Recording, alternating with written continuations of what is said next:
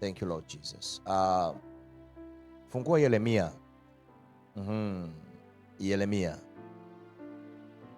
Yeremia sura ya 29. Wow. I love it. I love it.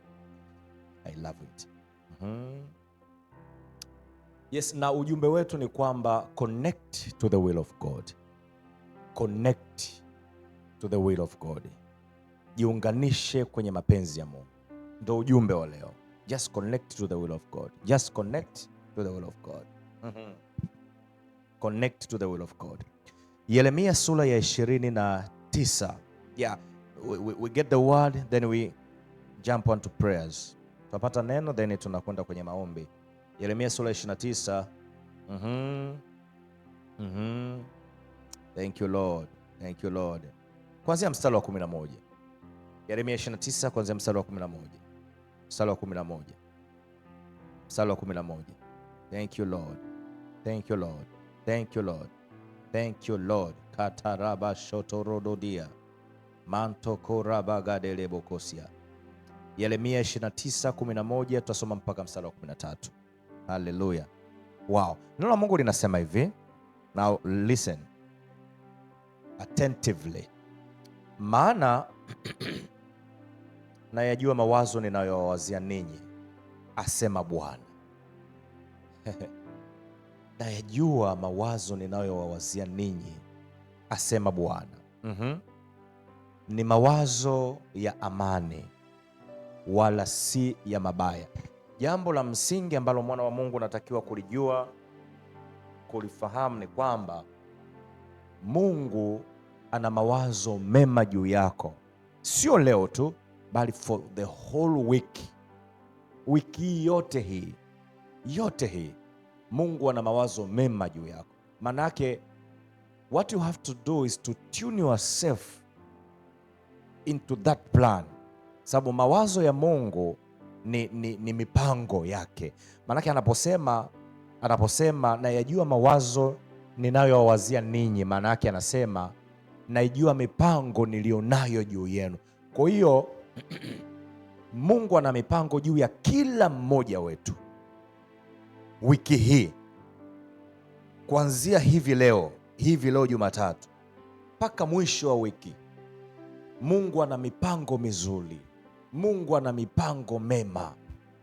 Kamwe Mungu hawezi kuwa na mipango mibaya hata siku moja juu yako.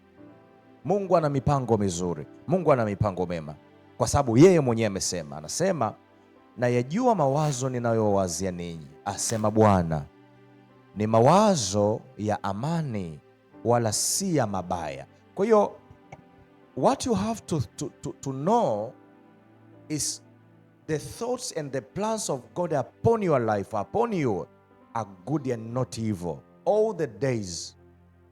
Hakuna siku Mungu atakuwazia ubaya. Hakuna siku Mungu atakuwa na mipango mibaya dhidi yako. Hii itakusaidia kwamba hata pale adui anaposababisha uonevu, upate kujua kwamba sio Mungu, kwa sababu ukipata kujua kwamba sio Mungu, inakuweka kwenye nafasi nzuri ya kuweza kudili na huo ubaya. Kama ni kuupinga, kama ni kuukataa, kama ni kuufukuza, unafanya ili hali ukiwa na uelewa mzuri ya kwamba huyu sio Mungu ambaye amesababisha huu ubaya. Huu ubaya unatoka kwa adui, na kama unatoka kwa adui, maandiko amesema nimpinge shetani naye atanikimbia. You see it? Wow. Kuwapa ninyi tumaini siku zenu za mwisho. Siku zetu za mwisho ni zipi? It's a future. Na future it's a life that coming after now. Tunapozungumzia future, maanake tunazungumzia kesho yetu, tunazungumzia baadaye yetu. Maanake hata kesho ni future pia. Hata kesho ni future. Hata kesho kutwa ni future. Maanake ni mazingira ya siku ambayo bado haujaishi. You see it? Mwingine unapozungumzia future anaweza kaona labda ni kitu fulani cha mbali. No, hata kesho is a future. Maanake jambo ambalo linakuja, jambo la baadaye.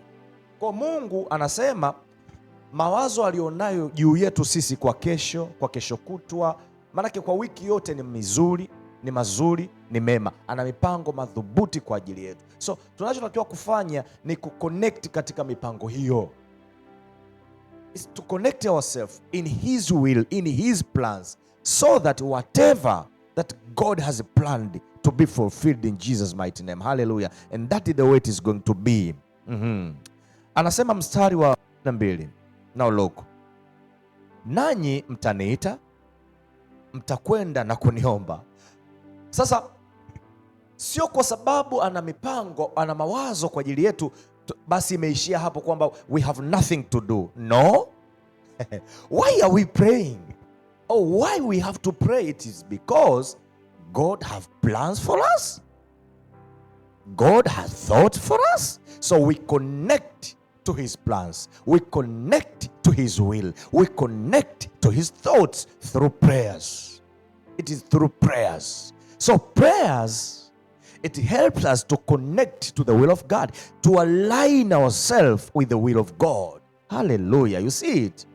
Tunapoomba tunajiweka kwenye namna nzuri, nafasi nzuri, mazingira mazuri ya kujiunganisha na mapenzi yake Mungu aliye hai. That's why we pray. Ndio maana tunaomba. Glory to God. Nasema nanyi mtaniita, mtakwenda na kuniomba, nami nitawasikiliza. Mstari 13, nanyi mtanitafuta na kuniona takaponitafuta kwa moyoni wote. Kwa nini ambacho unataka kufanya mwana wa Mungu? Ni kwa moyo wako wote, pasipo shaka, pasipo hofu, pasipo kuyumbishwa. Ona ya kwamba Mungu ana mipango mizuri na mipango ya Mungu inakwenda kutimilika kwenye maisha yako wiki hii kuanzia leo. Ndio maana tunaomba. You see it? It is very very important. Kumbuka maandiko yanasema katika Zaburi ile ya kwamba siku hii ni siku ambayo Bwana ameifanya. Ni siku ambayo Bwana ameifanya. Nasi tutashangilia na kufurahia. Maana yake hii Jumatatu ni siku ambayo Bwana amefanya, Jumanne ni siku ambayo Bwana amefanya, Jumatano ni siku ambayo Bwana amefanya, Alhamisi ni siku ambayo Bwana amefanya, Ijumaa ni siku zote zinazokuja ni siku ambazo Bwana amefanya. Na Bwana maadamu amefanya, lazima tufurahie na kushangilia. You see it? Kwa nini? Kwa sababu ya mapenzi yake yaliyo mazuri, mapenzi yake yaliyo mema juu ya maisha yetu. Mwana wa Mungu anatupenda isivyo kawaida, na makusudi yake ni mazuri sana. Mungu yuko tayari kukufanikisha. Mungu yuko tayari kukuwezesha kwa kila jambo. Mungu yuko tayari yale ambayo unayatazamia sawa na mapenzi yake yaweze kudhihirika kwenye maisha yako. Wow. Maanake kuanzia leo, as we prepare our day, we prepare for goodness of God. We prepare for good things. Hallelujah. We put ourselves in the positions to receive what God have for us in the name of Jesus. Hallelujah.